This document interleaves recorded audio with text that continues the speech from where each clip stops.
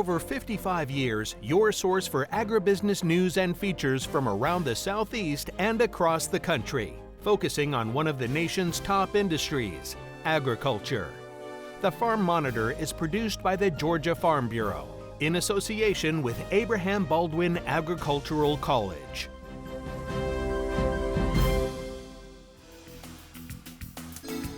Season's greetings and welcome to a special episode of the Farm Monitor. Why so special, you ask? Well, quite frankly, any show that has Jennifer in it is special, right? Yeah, wrong. Actually, it's that time of year again when we recap what all took place at Georgia Farm Bureau's annual convention on Jekyll Island. For instance, President Tom McCall and his message to members about the current status of the organization, as well as what he had to say about the efforts being put forth in the months since Hurricane Helene. Also, her unique approach to teaching and the connection she has with her students, earning Erin Pringle the 2024 Georgia Excellence in Ag Teacher of the Year Award. Ray with a special feature on how she promotes ag both in and out of the classroom. Plus, an in-depth look at the YF&R Competition winners from this year, including this sharp young man, discussion meet winner Cain Thurmond of Jackson County. So much to cover, and it all starts right now.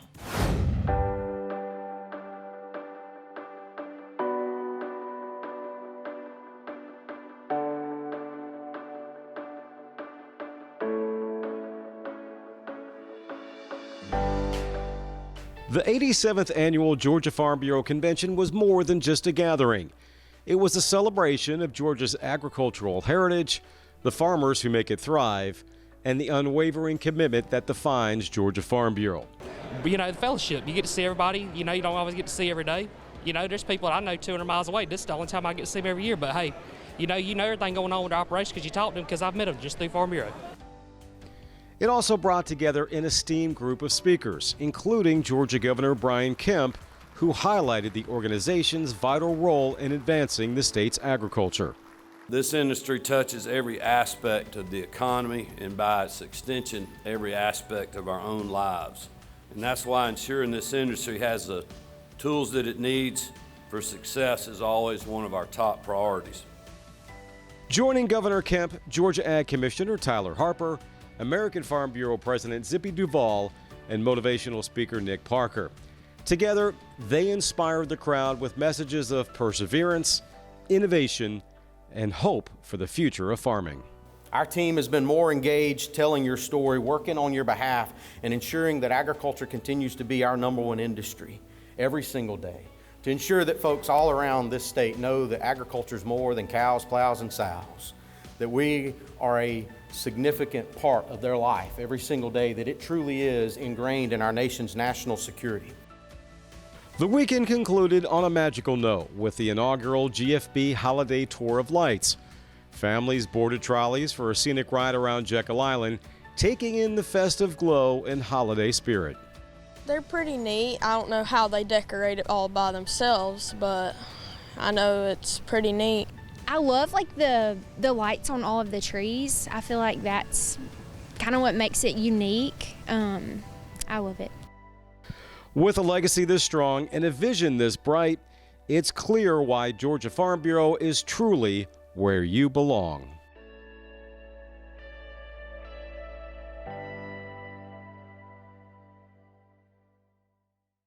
A good time was had by all, that's for sure. Now, meantime, this year's convention was extra special for Georgia Farm Bureau President Tom McCall. In addition to celebrating the company's successes this past year, President McCall was reelected to another 2-year term, something he humbly accepted. At his annual address, President McCall spoke on a number of key issues, including how members have come together and forged ahead to help their friends and neighbors following Hurricane Helene. One good thing to come out of Helene is the name, because it taught us to lean on each other. And that's what everybody's been doing, is leaning on each other. Their friends, other farmers, and folks that understand what we all going through. Folks' lives never will be the same, and we got to depend on all those around us, and we all need to lean on each other. As a reminder, Georgia's top ag organizations have an ongoing relief fund for farmers impacted by Hurricane Helene. To donate, scan the QR code on your screen or visit gfb.org/hurricane relief. Much more from Jekyll Island in just a bit, but first, a look ahead to January and the American Farm Bureau Convention in San Antonio. For months now, we've known the individuals who will represent Georgia in the various YF&R competitions. Last week, we profiled the 2024 Achievement Award winner, Cain Anderson. This week, we continue the profiles as John Holcomb tells us what drives YF&R discussion meet winner, Cain Thurmond. For Cain Thurmond, competing this summer in the GFB YF&R discussion meet competition was a no-brainer, as the competition is one that fosters conversations that can lead to meaningful solutions, something he says is vital to agriculture's overall success. I think the beautiful thing about discussion meet is that it's not a debate. You're not sitting across from someone, you're sitting with someone. And so it allows all of the competitors, while they are still competitors, to work on solving an issue together. And that's actually how the scorecard is based, is that you've got to work together, and that's what you get points for. And coming up with a solution together in a cohesive way is how you get points. It's the purpose of the competition. It really made me dig deeper and have great discussions inside and outside of the competition, not only for what the farming community is facing as a whole, but also what young producers are facing. Most of them, most of the questions are really geared towards young members, how we get those young members involved, how we even create sustainability within the ag industry through getting young producers involved. So there's purpose to this competition. It's not a mock competition we throw out there. These are the conversations we should be having. For Thurmond, that need and desire for meaningful discussion surrounding the issues in ag is second nature, as his passion for the industry and its success is deeply ingrained in him. I attribute a lot of where my life is today to the industry of agriculture. I was involved in FFA when I was younger, actually met my wife through FFA. I got my first job through connections that I found within FFA and agriculture, and even the job that I work today is based within agriculture. So my wife Whitney and I get really passionate when speaking about agriculture and passing that on to the next generation. I'm really passionate about the industry of agriculture, and my wife and I actually just started a Christmas tree farm on the other side of town. So we are getting our hands dirty and actually getting back involved into agriculture as opposed to our 9 to 5. We're spending weekends and nights planting Christmas trees here coming up as we plant our second crop, and then we'll hopefully be selling Christmas trees as the Story Garden and Grove in 2026. Thurmond will now head to San Antonio, where he'll be competing for national recognition at the upcoming annual AFBF convention, an opportunity he says is an honor and is ready to give it his best shot. Certainly an honor to represent Georgia on a national scale. The level of competition within the state of Georgia was immense, and so having an opportunity to represent those who sat at a table with me in June in Jekyll is certainly an honor. I look forward to going to nationals and representing Georgia, and just hopefully give it my best shot. Reporting in Jefferson for the Farm Monitor, I'm John Holcomb. All right, another YF&R competition winner on the way, as well as the amazing story of how this Henry County teacher inspires her students to embrace agriculture both in and out of the classroom, earning her the GFB Excellence in Ag Teacher of the Year Award.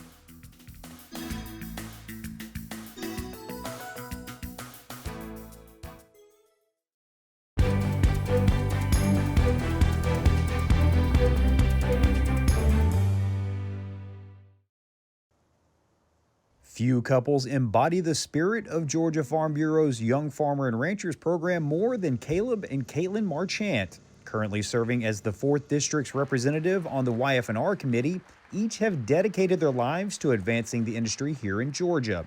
And for that reason, they were recently named this year's Excellence in Agriculture winners. We were very excited. It was a goal that Caleb and I had had for several years that we had been working toward to win that Excellence Award. We've been really invested in the Young Farmers and Ranchers program for, 10 or 12 years now. So to see that kind of pan out into that recognition was really rewarding.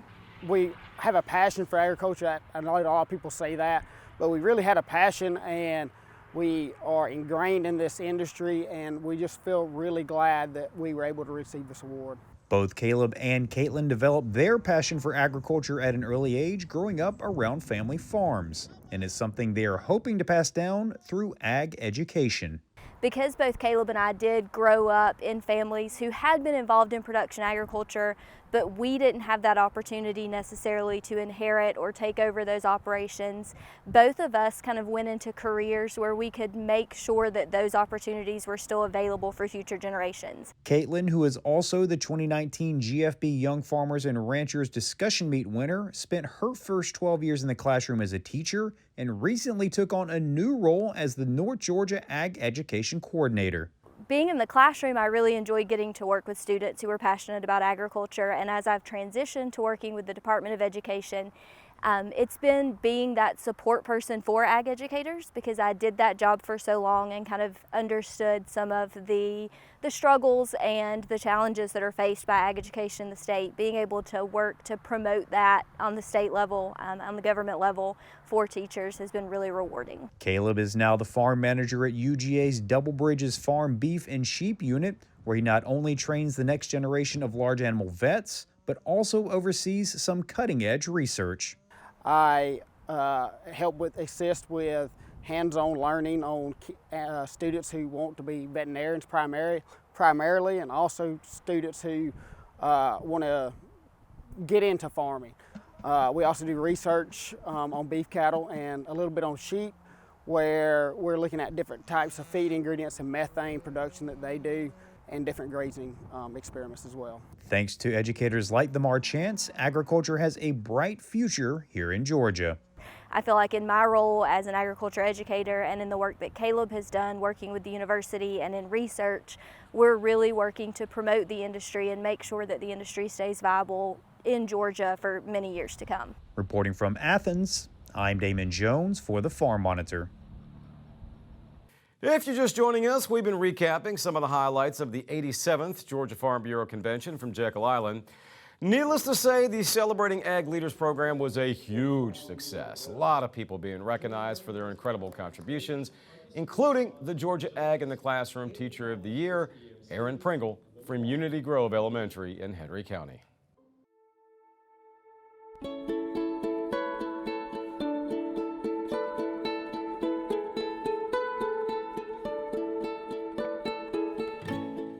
In a society where students are often tethered to textbooks and digital screens, Erin Pringle, a veteran educator at Unity Grove Elementary, is rewriting the narrative by immersing her students in the vibrant, hands-on world of agriculture. Pringle's journey into ag ed is as inspiring as it is transformative. It all started with her son Jack, who initiated the program as part of his FFA project. Seeing the potential of this budding initiative, Erin took the reins and expanded it into a robust program that has touched the lives of countless students. In essence, what began as a small project has blossomed into a passion-driven mission to connect suburban students with the roots of agriculture.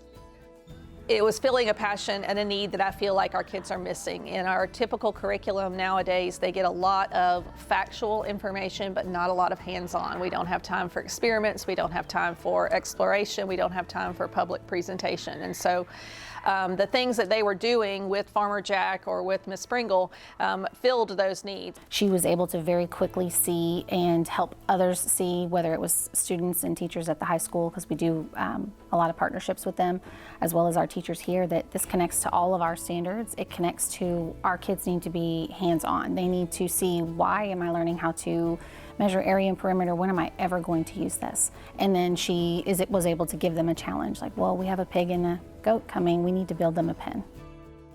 Erin's first major project involved transforming the school's courtyard into a thriving garden.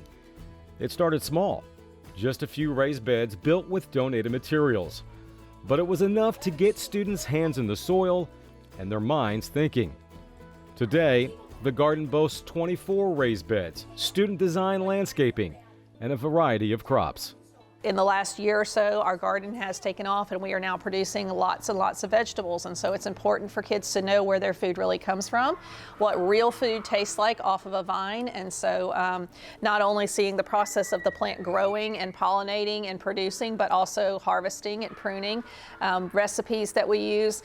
We also have started working a lot on sustainability. There will come a time where Miss Pringle is not here, and who's going to take care of these things, and how can we make sure that this continues? How can we make sure that our soil is ready for next season? What can we do different that we didn't do last time? And so a lot of our lessons and a lot of our conversations with kids have also started to revolve around that.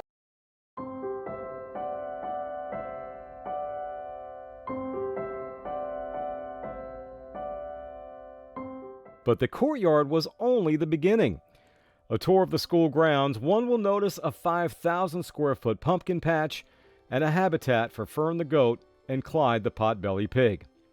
Erin students, some of whom had never stepped foot on a farm, now experience a full sensory learning environment, discovering where food really comes from and the science behind agriculture.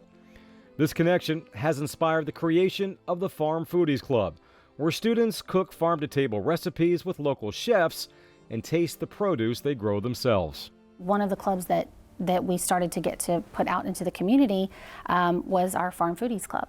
And all of the ag in the classroom things happening here, and then it took one partner in education just walking by and listening to our kids talk about it, to then where we've now been able to build partnerships with banks who are willing to support us in providing funds during the year, grants that she looks for. She goes out of her way on her free time to present at conferences and to expose what the benefit is to bringing our kids into this type of environment and getting to let them literally get their hands dirty, and why does that need to be something that we incorporate back into schools. I don't go and ask for money. I have kids show what we're doing. Our kids are constantly researching, finding out how much something would cost, contacting, and so again, those life skills, contacting, asking adults, finding out information, making a budget.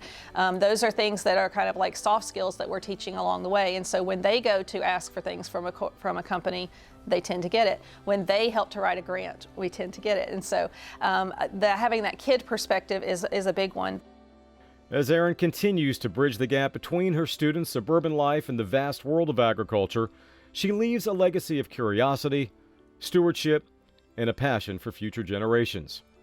For her, it's not just about teaching. It's about nurturing a love for learning and a respect for the land that will grow along with her students. A lot of our mission and values all relate around loving, and unity makes us great. And so we begin and end every single day with things like, if anyone has told you yet, we love every single one of you. We can't wait to see you tomorrow. There's a lot of that. There's a lot of hugging. There's a lot of I love yous in the car line and stuff. So it's just kind of how it is here.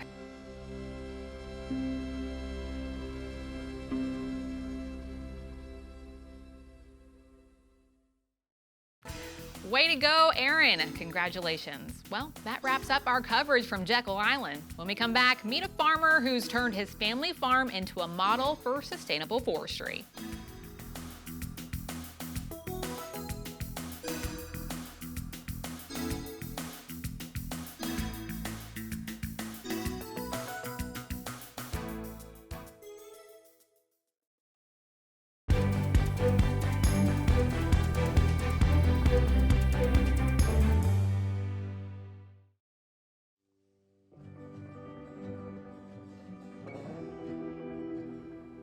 I'm Herbert Hodges. My farm is the Willie Hodges and Herb Hodges Estate Farms. Basically, we're in the business of growing longleaf pine. Years ago, the farm was a row crop farm, but as it was passed down through the generations, we had to make a decision as to whether we were going to stay in the row crop business or do something that was much more feasible to us as a family. And we got together and decided that it was not feasible for us to stay in the row crop business, but we migrated toward forestry. And in doing so, it brought us to the point where we are today and growing somewhere approximately a little over 400 acres of longleaf pine on 600 acres of land. The pine plantation has been established now for about 14 years. In those years, we've gained a lot of support, financial and technical support from NRCS, and also from nonprofits as NRCS and National Wildlife Federation built a partnership. They also have been able to give us a large amount of support through technical advice and some financial support. We are now at the point that we've established a model farm concept, which NRCS and National Wildlife Federation came together and put together this model farm concept so that they would be able to reach limited resource farmers, minority farmers, and some of the farmers that have been unequally served. In that, we have become a training facility with an outdoor and in-classroom portion that allows us to bring the experts in each of the fields to the farm location, that farmers can reach out and mentor each other, train-the-trainer concept, whereby we are able to talk to farmers, explain to them the resources that NRCS has, and also resources that are out on the private side from nonprofits. We are able to have that conversation with them, get other farmers involved, let them see and let them hear, as well as talk with the experts that are able to provide the resources for them to get established in the area of forestry. Yeah, you know, in the past few years, I've learned that we're more than just a farm, that we've become a social community. And in the past years, we've had events out here that's had more than 200 people attending, and they were all learning and gaining, and it was because they wanted to be here, not because they felt like they had to be here. It was something that they wanted, something that they needed.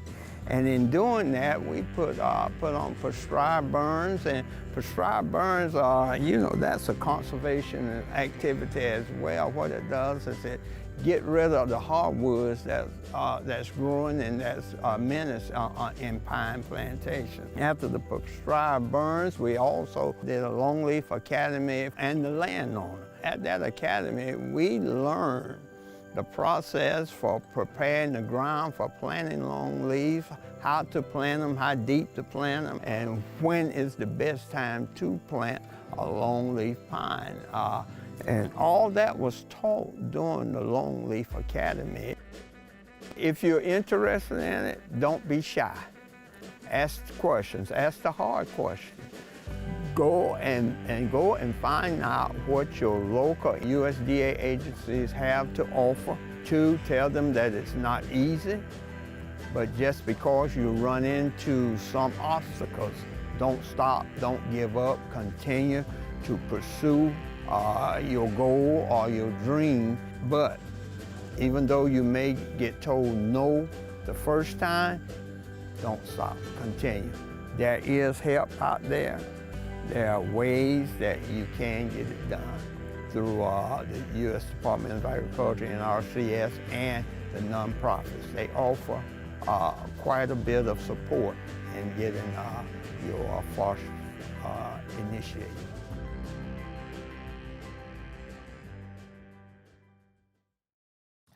Hey, thanks for watching this special edition of the Farm Monitor. For Jennifer and everyone here at the show, I'm Ray DeLessio saying take care, stay safe, and we'll see you back here next week for another special episode of the Farm Monitor. Our reporter favorites of 2024. See you then.